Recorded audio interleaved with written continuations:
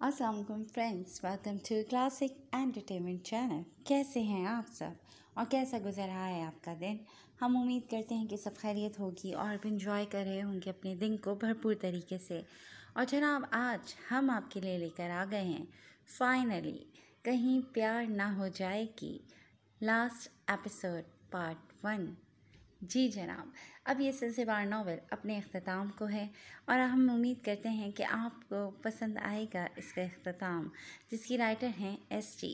तो फिर देर नहीं करते चलते हैं नावल की तरफ। मगर इससे पहले अगर आपने अभी तक हमारे चैनल को लाइक और सब्सक्राइब नहीं किया तो इसको सब्सक्राइब कीजिए, आइकॉन बटन दबाइए ताकि हमारी नई और म्यारी वीडियोस आपको सबसे पहले देखने को मिले। तो चलते हैं नावल कहीं प्यार ना हो जाए की लास्ट एपिसोड पार्ट 1 की तरफ। शादी का दिन भी धूमधाम से गुजरा। एहतशाम ने दोनों तरफ से खूब फरीज़ा निभाया था। उसने ही सामिया को कुरान की छाँव में वहाँ से रुखसत करवाया और फिर वो लोग उसकी दादी को भी ज़बरदस्ती यहाँ साथ ही ले आए कि वो अब अकेली वहाँ क्या करेंगी। सामिया अपने कमरे में सजी सवरी बैठी थी कि कुछ ही देर में किसी के कदमों की चाप ने उसकी धड़कनों में तलातम बर्पा किया था। अहमद ने उसके रूबरू बैठते ही उसका घूंघट उठाया जो सामिया ने अपनी खुशी से तैयार होते हुए रखवाया था। अहमद मबहूत सा उसे देख रहा था। बहुत प्यारी लग रही हैं सामिया। मैंने ज़िंदगी में जो कुछ भी किया, लेकिन खुदा ने मुझे हिदायत नसीब की और मैं अपनी गलतियों पर नादिम हुआ। तो मुझे लगता है खुदा ने मेरी तौबा के बदले इनाम के तौर पर आपसे मुझे नवाजा है। जबकि मैंने माजी की गलतियों के बारे में सोचकर फ़ैसला किया था कि कभी शादी नहीं करूँगा, लेकिन आपका मुझसे मिलना और सब कुछ यूँ अचानक होना, शायद ये हमारी किस्मत में लिखा था और यकीनन इसमें रब की रज़ा भी शामिल है। तो वादा करता हूँ कि अपने इस रिश्ते में आपके साथ बहुत मुखलिस रहूँगा। आपने जो कुछ खोया, कोशिश करूँगा कि अपनी चाहत और साथ से आपके गुज़िश्ता तमाम ज़ख्मों को भर दूँ। अहमद ने सामिया के हाथों को थामे हुए अपने रिश्ते की बाबत उसे मुतमईन करना चाहा। अहमद, आप मुझे भी ज़िंदगी के हर मुकाम पर अपने साथ पाएंगे। जो वक्त गुज़र गया सो गुज़र गया। यकीनन हम दोनों का माजी ही ऐसा है कि जिसे सोचकर तकलीफ़ के सिवा हमें कुछ भी हासिल नहीं होगा। लेकिन हम एक दूसरे के साथ मिलकर अपने हाल को इतना खूबसूरत बना सकते हैं कि कल जब पलट कर देखें और माजी को याद करें तो हमारे पास बहुत सी खूबसूरत यादें भी हों। और मैं आज बहुत खुश हूँ कि जो कुछ आज तक खोया उसके मुतबादिल में अल्लाह पाक ने मुझे आपकी रफ़ाकत के साथ साथ बहुत से खूबसूरत रिश्तों से भी नवाज दिया, जिनके लिए मैं हमेशा ही तरसी हूँ। सामिया की आँखें आखिरी जुमले पर तशक्कुर से नम हुई थी। आप बहुत अच्छी हैं और मैं बहुत खुश नसीब हूँ कि मुझे इतनी अच्छी वाइफ मिली है जो कि अब मैं डिज़र्व नहीं करता था। अहमद ने उसकी आंखों के मोती पोरों में चुनते हुए मोहब्बत से उसे देखा। ऐसे मत कहें अहमद, आप भी बहुत अच्छे इंसान हैं और गलतियाँ किससे नहीं होती, हर इंसान करता है। सबसे बड़ी बात है कि वक्त रहते आपको एहसास हो जाए। सो अब इन बातों के बारे में मत सोचा करें। अब तो सब ने आपको माफ़ कर दिया है और सभी बहुत खुश हैं। सामिया ने भी उसकी बात के जवाब में रसान से कहा, अरे बातों बातों में भूल ही क्या, यह आपका मुँह दिखाई का तोहफ़ा। अहमद ने उसकी कलाई में गोल्ड का कंगन पहनाते हुए कहा। जवाबन सामिया ने तारीफ़ी जुमले के साथ उसका शुक्रिया अदा किया था। बहुत खूबसूरत है। सामिया ने उससे छूते हुए मुस्कुराकर कहा, आप चेंज कर लें, थक गई होंगी। अहमद ने मुस्कुराकर उठते हुए कहा। कुछ ही देर में वो दोनों चेंज करते फिर से बेड पर मौजूद थे। अहमद ने लाइट ऑफ कर दी थी। सामिया, इस रिश्ते के तकाज़ों को पूरा करने के लिए मुझे कुछ वक्त चाहिए। प्लीज़ मुझे गलत मत समझिएगा, लेकिन मैं चाहता हूँ कि जब भी मैं आपके करीब आऊँ, ज़हन व दिल पे कोई और ख़्याल हावी ना हो। मैं दिल से आपको महसूस करते हुए गुर्बतों के सफ़र को तय करना चाहता हूँ, लेकिन फ़िलहाल ये मुमकिन नहीं। मुझे कुछ वक्त चाहिए। रोशनी गुल होते ही अहमद जैसे ही उसके करीब हुआ, उसे अपने माजी के दिन याद आने लगे। किसी और का लम्स और गुर्बत जहन पर हावी हुई तो तेज़ से सांसें लेते वो फासला बढ़ाता हुआ वहाँ से उठ गया था, जैसे कोई भयानक ख्वाब देख लिया हो। उसे समझ नहीं आ रहा था कि ऐसा क्यों है। شاید اپنے اس گناہ کو وہ فراموش کر چکا تھا اور اس کے لیے رب سے معافی مانگنی ابھی باقی تھی۔ سامیہ اس کی پریشانی سمجھ گئی تھی، کیونکہ وہ اس کے ماضی کے بارے میں بھی تو جانتی تھی، اس لیے اس نے برا ماننے کے بجائے اس کا ساتھ دیا تھا۔ احمد، آپ پریشان نہیں ہوں، سو جائے۔ مجھے بھی لگتا ہے کہ ہمیں ایک دوسرے کو تھوڑا وقت دینا چاہیے۔ سامیہ نے پانی کا گلاس اس کی طرف بڑھایا اور مسکراتے ہوئے اسے باور کروا گئی کہ وہ خود کو اکیلا مت سمجھے، وہ اس کے ساتھ کھڑی ہے۔ لیمپ کی مدھم روشنی میں اس کی مسکراہٹ پر احمد نے اسے تشکر بھری نگاہوں سے دیکھا تھا۔ وہ خاموشی سے چلتی ہوئی بیڈ کے کنارے پر کروٹ لیتی لیٹ گئی تھی، جبکہ احمد بھی دوسرے کنارے پر کروٹ لیٹ گیا اور سو چکا غلبہ اس پر طاری تھا۔ احمد کا ولیمہ بھی اسی شان سے ہوا تھا۔ سامیہ کے چہرے کی رونق دیکھ کر اس کی دادی کافی خوش تھیں۔ اس نے اپنے ادھورے رشتے کی جھلک کسی پہ نہیں پڑنے دی، بلکہ کوئی بھی اس کے چہرے کو دیکھ کر کہہ سکتا تھا کہ وہ بہت خوش ہے، اور ایسا ہی تھا، کیونکہ احمد دل سے اس کے ساتھ ہی تو تھا، اسے اور کیا چاہیے تھا۔ ولیمے کا فنکشن ختم ہوتے ہی دھیرے دھیرے سب مہمان لوٹ گئے تھے۔ آشا اور خرم بھی رخصت ہو گئے تھے۔ شادی پہ اینی لوگوں نے بھی شرکت کی تھی، جو سارا کی طرف سے گڈ نیوز سن کر کافی خوش ہوئی تھی۔ دوسری طرف سمی بھی اپنے دوست کے لیے اتنا ہی خوش تھا، اور اس کی تو ایکسائٹمنٹ کا لیول ہی الگ تھا کہ اسے بھی کوئی چاچو کہنے والا آ رہا ہے۔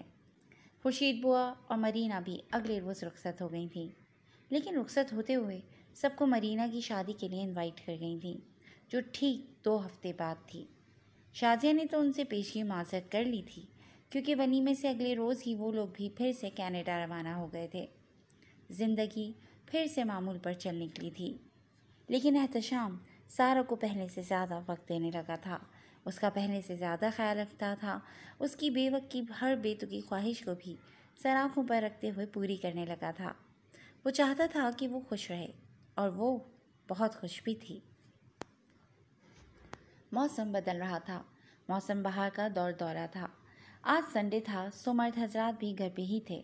احتشام سب خواتین کو شاپنگ پر لے گیا تھا، اور سب کو اس نے خوب شاپنگ کروائی۔ نئے موسم کے لیے اس نے سب کو اپنی خوشی سے ڈریسز دلوائے تھے۔ بی جان اور سامیہ کی دادی نہیں آئی تھیں، ان کے لیے سب نے مل کر ڈریسز پسند کر لیے تھے۔ ماما، زیبا اور کرن کے لیے بھی دیکھ لیں کچھ۔ پھر ڈرائیور اور گارڈ، رمزو بابا، فیض اور مجید، اکرم اور رحیم یعنی مالی، سب کے لیے اس نے 2 سوٹ خرید لیے تھے۔ پھر پاپا، جہانگیر انکل اور سرمت کے لیے بھی اس سے اپنی پسند کی شاپنگ کی تھی۔ جب گھر پہنچے تو شاپنگ بیگ سے لدے پھندے تھے۔ ارے پورا بازار ہی خرید لائے ہو کیا؟ دادی لاؤنج میں آئیں تو وہاں شاپنگ بیگز کے ڈھیر دیکھ کر وہ ان سب سے مخاطب ہوئیں۔ ارے نہیں دادی، موسم بدل رہا ہے تو احتشام بھائی نے نئے موسم کی ڈھیر شاپنگ کروائی ہے ہمیں، سامیہ نے چہک کر کہا۔ پھر بی جان اور دادی کو ان کی شاپنگ دکھائی تو انہیں بھی بہت پسند آئی۔ جیتے رہو پھلو پھولو میرے بچے، دونوں کی طرف سے اسے دعائیں ملی تھیں۔ ماما، آپ زیبا، کرن اور اس کے بچے کے کپڑے اور کھلونے انہیں دے دیجیے گا، اور دوسرے سرونٹس کو بھی۔ اب کوئی مجھے اچھی سی چائے پلا دے۔ احتشام نے تھک کر پیچھے صوفے کی پشت سے ٹیک لگاتے ہوئے کہا۔ میں بنا کر لاتی ہوں سب کے لیے چائے۔ سامیہ احتشام کے کہتے ہی اٹھ کر کچن کی طرف آ گئی تھی۔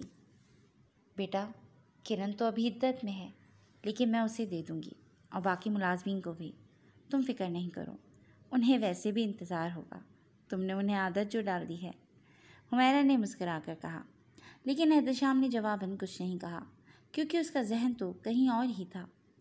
حمیرہ نے اسے کرن کے بارے میں جو یاد دہانی کروائی تو احتشام کسی سوچ میں گم ہو گیا کہ کرن کو وہ یہاں اپنی ذمہ داری پر لایا تھا، سو اب اس کے بارے میں احتشام کو ہی کچھ سوچنا ہوگا۔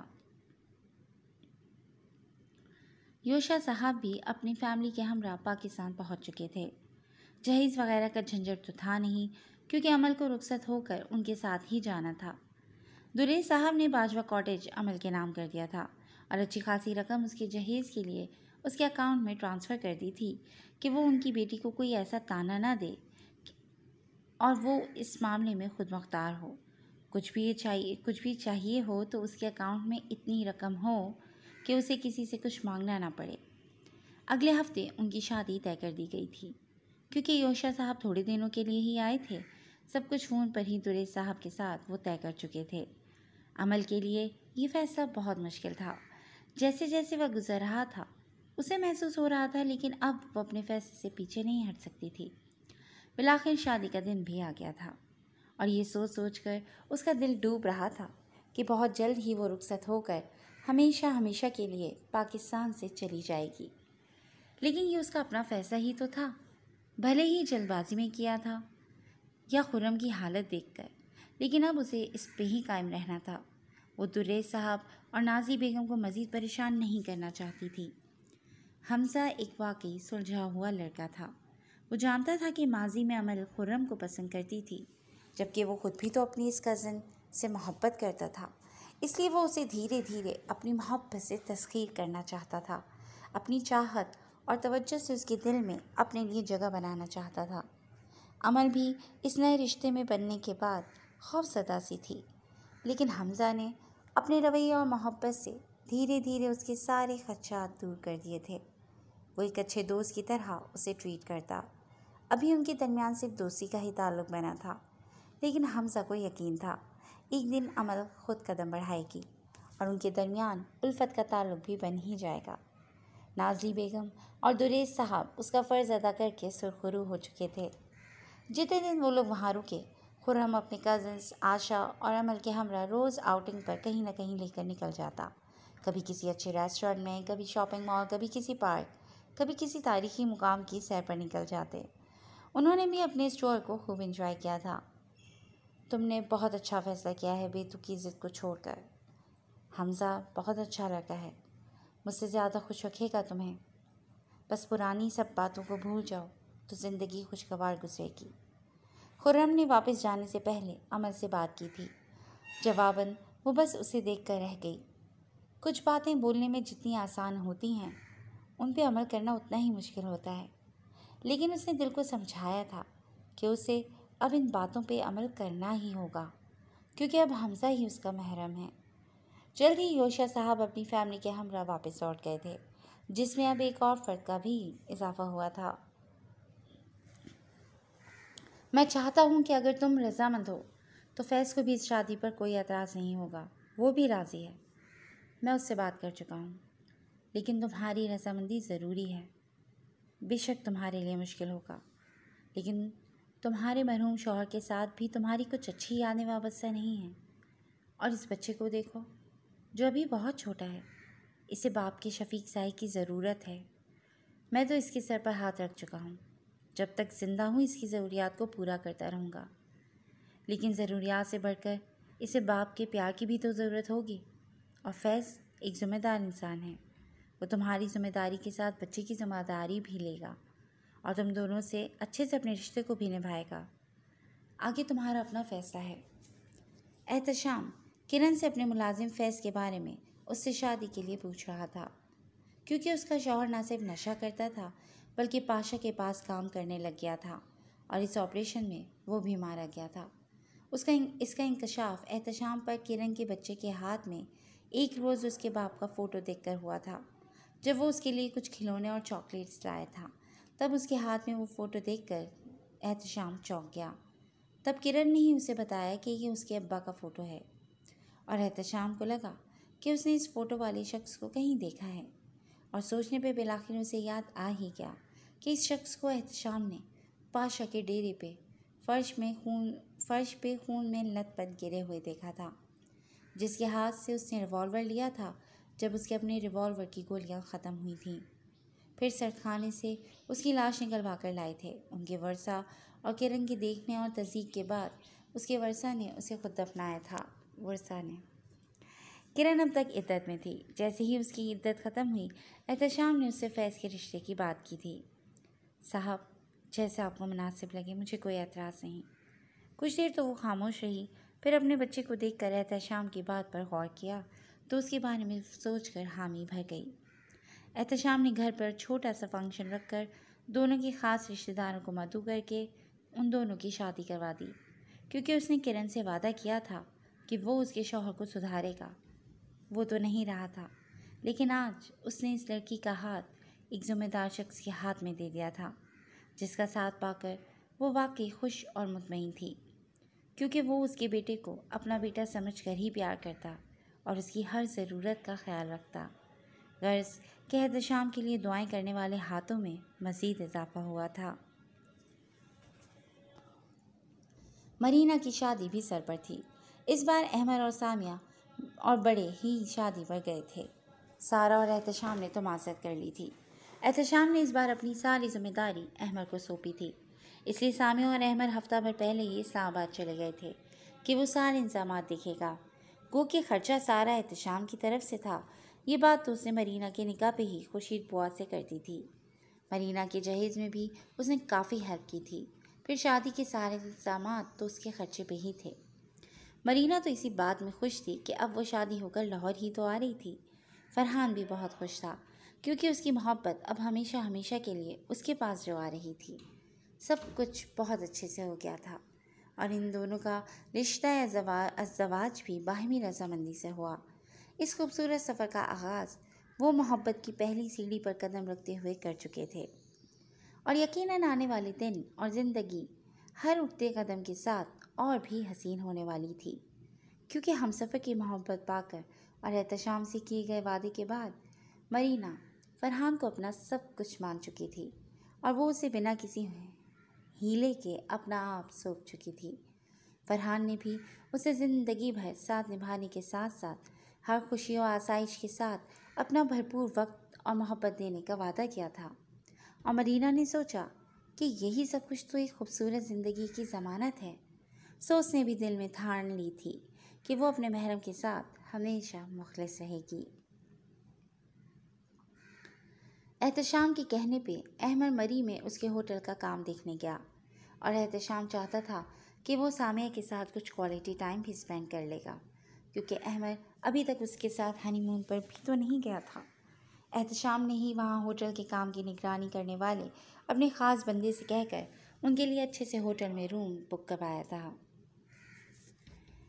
احمد کو جس روز اپنی غلطی کا ادراک ہوا تھا، تب سے ہی وہ نماز کی پابندی کے ساتھ اپنے اس گناہ پر پشیمان ہو کر دل سے توبہ کرنے لگا تھا، اور دھیرے دھیرے برے وہم، عاشق کا لمس اور قربتوں کے لمحات اس کے ذہن کے پردے سے جھٹکنے لگے تھے۔ پہلے جو برے خواب اسے ستاتے تھے اس کی نیندیں برباد کرنے چلے آتے تھے، اب نماز کے بعد اس کی زندگی اور دل میں بہت ہی سکون سا آ گیا تھا۔ اسے سکون کی نیند آنے لگی تھی، اور اسے محسوس ہوا کہ بے شک خدا کے ذکر سے ہی دل کو سکون ملتا ہے۔ سامیہ نے بھی اب تک اس کے ساتھ بھرپور تعاون کیا تھا، کبھی بھی اسے اس تعلق کے لیے زبردستی نہیں اکسایا تھا، کیونکہ وہ چاہتی تھی کہ احمد اس فیز سے نکل کر خود اس کی سمت قدم بڑھائے، اور ایسا ہی ہوا۔ یہاں بہار کے موسم میں بھی رات میں کافی خنکی تھی۔ سامیہ کو احمد کے مری کے پلان کے بارے میں کچھ نہیں پتا تھا، کیونکہ احمد اسے سرپرائز دینا چاہتا تھا، اس لیے سامیہ نے تو اس حساب سے پیکنگ ہی نہیں کی تھی۔ رات ڈنر کے بعد وہ لوگ باہر واک کے لیے نکلے تھے، لیکن اب سامیہ سردی سے ٹھٹرنے لگی تھی، کیونکہ یہاں دن میں اچھی خاصی بارش ہوئی تھی اور ابھی بھی ٹھنڈی ہوا چل رہی تھی، جس سے موسم خنکی بڑھ گئی تھی۔ احمد نے اپنا کوٹ اتار کر اس کے ارد گرد کرتے ہوئے اسے کور کرنا چاہا، پھر کسی احساس کے تحت اس کے قریب ہوا اور ارد گرد نگاہ کیے، جہاں اب دور دور تک اکا دکا لوگ ہی تھے۔ اس نے رات کی تاریکی کا فائدہ اٹھاتے ہوئے اسے اپنے سینے میں بھیج لیا اور اس کی کمر کو کچھ دیر سہلاتا رہا۔ یقیناً اب آپ بیٹر فیل کر رہی ہوں گی۔ احمد اسے جدا ہوتا اسے اپنے پہلو میں لگائے چلنے لگا، لیکن آج کچھ عجیب ہوا تھا۔ اس لمس سے اس کے دل میں اپنے محرم کے لیے کئی خواہشیں سر اٹھانے لگی تھیں۔ آج کوئی وہم، کوئی برا خیال عود کر اسے پریشان کرنے نہیں آیا تھا، بلکہ آج اسے اپنے اندر انوکھا سکون اترتا ہوا محسوس ہوا تھا۔ وہ ہوٹل پہنچے تو چینج کرنے کے بعد جیسے ہی روشنی گل ہوئی تو احمد اس سے مخاطب ہوا۔ اگر آپ کو کوئی اعتراض نہ ہو تو آج میں اپنے رشتے کو مکمل کرنا چاہتا ہوں۔ احمد آغا آج اپنی ادھوری ذات میں سامیہ احمد کی قربت اور محبت کے رنگ بھر کر اس کو کامل کرنا چاہتا ہے، اور میں جانتا ہوں سامیہ بھی یقیناً احمد آغا کی محبت سے اپنی ذات کو پر کر کے مکمل کرنا چاہتی ہوں گی۔ احمد نے شادی کے بعد پہلی بار سامیہ سے قربتیں بڑھانے کی بات کی تھی۔ وہ جیسے ہی سامیہ کے قریب ہوا، سامیہ کے لب کچھ بھی کہنے سے قاصر تھے۔ احمد کو دھیرے دھیرے اس کے احساس کو محسوس کرتے ہوئے اپنے اندر سکون اترتا محسوس ہوا تھا، جیسے وہ گزشتہ ہر بات کو بھول گیا تھا۔ وہ بھی گزشتہ تمام تلخیوں اور ماضی کو فراموش کر کے اپنے محرم کی خوشبو کو اندر اتارے اس میں گم ہو گئی تھی۔ یہ سچ ہے کہ ایک حلال رشتہ اور جائز تعلق دنیا کی وقتی لذتوں پر بھاری ہوتا ہے، کیونکہ وقتی لذتیں وقتی سکون دے کر آپ کو عمر بھر کا پچھتاوا اور بے سکونی دے جاتی ہیں، جبکہ اصل راحت تو جائز رشتے میں ہی رکھی گئی ہے۔ سارہ احتشام کے ساتھ چیک اپ کے لیے ہاسپٹل آئی تھی اور ڈاکٹر نے اس پر نیا انکشاف کیا تھا کہ ٹوئنز بیبی ہیں، جو سن کر احتشام کی خوشی تو صفا ہو گئی تھی، لیکن سارہ تب سے چپ ہی تھی، چہرہ سپاٹ تھا، کوئی تاثر نہیں تھا۔ آپ بہت خوش ہو رہے ہیں نا؟ تو ٹھیک ہے، آپ خود ہی انہیں سنبھالیں گے۔ سارہ اس کے چہرے پہ بے پناہ خوشی دیکھ کر اور اس کی پلاننگ سنتی اپنی خاموشی کو توڑ گئی تھی۔ مسز احتشام، ناشکری کی باتیں مت کریں، آپ کو تو خوش ہونا چاہیے۔ بہت سے لوگوں کی یہ خواہش ہوتی ہے اور ہم انہی خوش نصیبوں میں سے ہیں جنہیں خدا خود اتنی بڑی خوشی سے نوازا ہے۔ آپ کو یاد ہے میں نے روم میں جو 2 پینٹنگز لگوائی تھیں، بیبی گرل اور بیبی بوائے کی؟ مجھے لگتا ہے وہیں سے اللہ پاک نے میری سن لی تھی۔ احتشام نے خوشی سے بھرپور کہکا لگایا تھا۔ اچھا، آپ کو تو سب پتہ ہے نا؟ یہ بھی کہ ایک بیبی گرل اور ایک بوائے ہے؟ سارہ نے اس کی خوشی پر جھلا کر کہا۔ یہ تو اللہ پاک ہی جانتے ہیں، لیکن میرا دل کہتا ہے کہ ایسا ہی ہوگا۔ بیبی گرل لٹل سارہ، جو بالکل اپنی ماما کی طرح ہوں گی، اپنے بابا کو ہر وقت تنگ کرنے والی اور اپنی ماما کی طرح معصوم صورت بنا کر مجھ سے ہر بات منوا لیا کرے گی۔ اور ایک ہوگا لٹل احتشام، جو بالکل اپنے بابا جیسا ہوگا، معصوم سا، شریف سا، سب سے محبت کرنے والا، میری طرح اپنی بہن اور ماں کے نخرے اٹھائے گا۔ احتشام نے بات کے اختتام پر مسکراہٹ دبائی۔ اوہ، آپ تو کچھ زیادہ ہی شریف ہیں، جب ہی ہر وقت مجھ پر ٹھڑک جھاڑنے کی کوشش میں رہتے ہیں۔ اور کیا کہا کہ میں آپ کو تنگ کرتی ہوں؟ سارہ نے اس کی بات پر فوراً سے ہی بھویں سکیڑے اسے دیکھا۔ بندہ تو میں بڑا شریف تھا، لیکن آپ کے حسن نے ہمیں ایسا بنا دیا ہے کہ جب بھی نگاہ آپ پر پڑتی ہے دل قابو میں ہی نہیں رہتا۔ پھر سوچتا ہوں کہ ٹھڑک جھاڑنے میں بھی کیا قباحت ہے، جبکہ آپ میرے نگاہ میں ہیں، اور یہ تو ہمارے رشتے کا تقاضا ہے کہ میں آپ پر اپنا پیار لٹاؤں اور بے شمار لٹاؤں۔ اور رہی بات آپ کے تنگ کرنے کی، تو نہیں، آپ مجھے تنگ نہیں کرتی، بس حماقتیں کرنے میں آپ کا کوئی ثانی نہیں۔ Grains book of world record میں یقیناً آپ کا نام درج ہونا چاہیے۔ احتشام اس بار اپنی ہنسی پر قابو نہیں رکھ پایا تھا۔ خود کو پتہ نہیں کیا سمجھتے ہیں آپ، میں احمق ہوں تو ٹھیک ہے، اب بات مت کیجیے گا مجھ سے۔ سارہ نے اچھا خاصا منہ پھلا لیا تھا۔ آپ کو پتہ ہے کہ آپ سے بات کیے بنا میرا گزارا نہیں ہوتا۔ یاد ہے شادی سے پہلے بھی آپ میرے سوالوں سے بڑی عاجز رہتی تھیں۔ تب مسئلہ یہ تھا کہ سوالوں کے سوا میں اور کچھ کر نہیں سکتا تھا نا، تو بس سوال پر سوال ہی کرتا رہتا تھا کہ کسی بہانے آپ کو سنتا تو رہوں۔ لیکن اب تو سننے کے ساتھ آپ کو محسوس بھی کر سکتا ہوں نا۔ احتشام نے اس کا ہاتھ تھام لیا تھا۔ پل میں ہی اس کا لہجہ مخمور ہوا تھا، جبکہ اس کی شوخ نگاہوں کی تپش کو محسوس کرتی سارہ کے چہرے پر کئی خوبصورت رنگ اترے تھے۔ وہ خاموشی سے باہر دیکھنے لگی تھی کہ احتشام اس کے چہرے کے رنگوں کو دیکھ نہ سکے۔ اس نے اپنا ہاتھ اس کے ہاتھ سے آزاد کروانے کی کوشش کی تھی، کیونکہ وہ تو اس سے ناراض تھی، لیکن اپنی اس کوشش میں وہ ناکام رہی تھی۔ احتشام کی گرفت اس کے ہاتھ پر اور بھی مضبوط ہو گئی تھی، اور وہ تو ان رنگوں کو اس کے چہرے پر اترتے ساتھ ہی دیکھ چکا تھا اور مطمئن تھا کہ اس کی ناراضگی ختم ہو چکی ہے۔ کچھ کھائیں گی؟ موڈ ہے تو بتا دیں۔ احتشام نے اسے مسلسل خاموش دیکھ کر سوال کیا تھا، کیونکہ ان دونوں کے درمیان یہ خاموشی تو اسے کبھی بھی اچھی نہیں لگی تھی۔ جی، زہر لا دیں تاکہ آپ کی ایک احمق لڑکی سے جان چھوٹ جائے۔ سارہ نے پھر سے اپنی عزت افزائی بھرے جملے یاد کرتے ہوئے تپے ہوئے انداز میں جواب دیا۔ جان ہی تو نہیں چھڑانا چاہتا اب اس احمق لڑکی سے، کیونکہ میری جان اب اپنی جان میں بسی ہے، بھلے وہ لاکھ حماقتیں کرے، لیکن احتشام آگے کی تو اس میں جان بسی ہے نا۔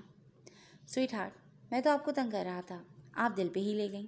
اب موڈ ٹھیک کر لیں اپنا، آپ کو پتہ ہے کہ آپ کے بغیر میرا گزارا نہیں۔ چلیں آج لنچ باہر کرتے ہیں، پھر آپ کے ساتھ ڈنر ڈیٹ کا بھی پروگرام بناتے ہیں۔ آ جائیں، اس ریسٹورنٹ کا کھانا بہت اچھا ہوتا ہے۔ احتشام نے گاڑی پارک کی اور گاڑی سے اتر کر اس کی طرف چلا آیا और दरवाज़ा खोलकर उसकी समेत हाथ बढ़ाया। ड्राइविंग के दौरान सारा से बातों में वो इस कदर मसरूफ़ रहा कि उसे खबर ही नहीं हुई थी कि कोई बहुत देर से उसे फॉलो कर रहा है। और जैसे ही वो गाड़ी से उतरकर सारा की तरफ आया, उसकी तरफ पहला फायर हुआ था। सारा, उसने फ़ौरन से सारा को गाड़ी से निकाले अपनी गाड़ी की ओट में छुपने को कहा, जबकि सारा उसकी तरफ से फिक्रमंद थी। एहतशाम ने झुके हुए डैशबोर्ड से रिवॉल्वर निकाला और सारा के साथ गाड़ी के पीछे छुप रहा। कुछ ही देर में अपनी गाड़ी की ओट से निकलकर उस वाइट करोला में फ्रंट सीट पर ड्राइवर के साथ बैठे शख्स पर उसने फायर किया था। वो तो बच गया था क्योंकि ड्राइवर ने फ़ौरन गाड़ी रिवर्स की थी, लेकिन इसी लम्हे उसने भी फायर किया था। जी दोस्तों, आज के लिए बस इतना ही। ये बताइए कि कैसी लगी आपको आज की ये मैच मेकिंग शादी एपिसोड। यकीनन पसंद आई होगी। भाई रावी ने चैन ही चैन जो लिख दिया सबकी ज़िंदगी में। लेकिन जनाब एंड में जो ट्विस्ट आया है, तो आपको क्या लगता है कि क्या एहतशाम को गोली लगी होगी या नहीं? और इस नॉवल का इख्तिताम सैड होना चाहिए या हैप्पी? यानी एहतशाम और सारा की ज़िंदगी की एंडिंग अभी बाकी है। तो हमें अपने कमेंट सेक्शन में अपनी कीमती राय से ज़रूर आगाह कीजिएगा। हमें इंतज़ार रहेगा आपके कमेंट्स का। और जनाब जल्दी से इस किस पर 5000 व्यूज़ मुकम्मल कर लीजिए, क्योंकि हम 5000 व्यूज़ के बाद ही लास्ट एपिसोड को अपलोड करेंगे। तो जुड़े रहिएगा क्लासिक एंटरटेनमेंट चैनल के साथ, जहां हम बहुत जल्द इसकी लास्ट एपिसोड लेकर आएंगे। Till then take care and अल्लाह हाफ़िज़।